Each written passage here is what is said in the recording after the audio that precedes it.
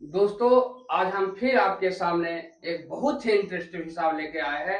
ऐसे देखने में तो लग रहा है कि पूर्णांक वाला जोड़ है, इसको हर एक बच्चा बना देता है, लेकिन इसको इतना इंटरेस्टिंग ढंग से बताया जाएगा, बहुत अलग तरीका से आपको बताया जाएगा। देखिए क्या करते हैं। दिया हुआ है 3 पूर्णांक 1/4 और प्लस 7 पूर्णांक 1/5 दिया हुआ है। तो सबसे पहले हमारा काम है कि 3 पूर्णांक 1/4 का मतलब क्या होता है। देखिए, एक उदाहरण के द्वारा हम इसे समझने की कोशिश करते हैं। यदि इसे हम रुपया की तरह देखें, रुपया की तरह, तो कितना लिखा हुआ है। इसको हम लिख सकते हैं 3 पूर्णांक 1/4।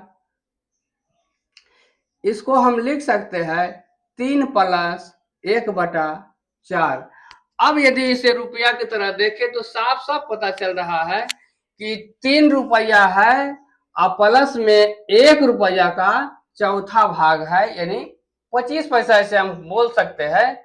यहाँ पर तो इसका मतलब क्या है कि पूर्णांक वाला जो होता है अलग होता है, आई जो हो गया अलग हो गया। उसी तरह से यहाँ पर है 7 पूर्णांक 1/5। इसको मतलब हो गया कि 7 रुपया है और 1 रुपया का 5वां भाग यानी 20 पैसा है। अब जोड़ना देखिए कितना आसान है। 3 रुपया और 7 रुपया कई रुपया हो गया, 10 रुपया हो गया।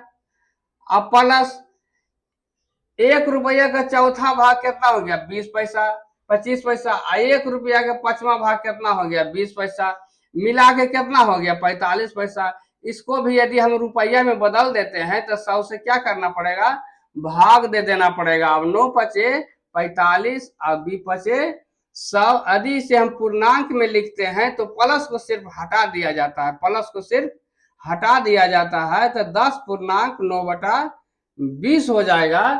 अब इसी हिसाब को एक और तरीका से हम समझते हैं। देखिए कि 3 पूर्णांक सीधे सीधे क्या इसमें करते हैं हम कि 7 और 3 को जोड़ देते हैं।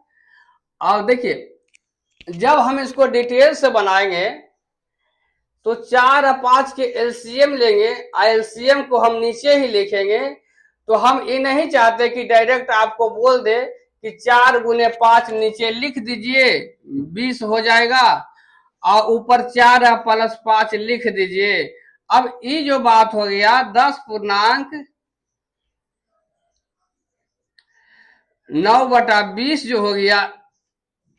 अगर इस तरह से हम बोल देते कि एक बार गुना करके लिख दीजिए और एक बार जोड़ करके लिख दीजिए, आप लिख जरूर देते, हिसाब जरूर बना देते, लेकिन ये बात समझ में नहीं आता कि एक बार गुना करके कहा लिख दिया, एक बार जोड़ के कहा। देखिए जब ये पूर्णांक टूटेगा या इसको हम थोड़ा देरी के लिए हटा देते हैं तो 4 और 5 के एलसीएम लेंगे तो 20 होगा।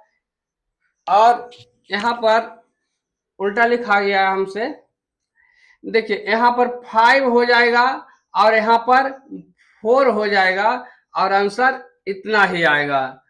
तो इसको हम आसानी तरीका से और बहुत अलग ढंग से बनाने की कोशिश किए हैं। यदि आपको ये हिसाब अच्छा लगता है तो लाइक, कमेंट और शेयर कीजिए।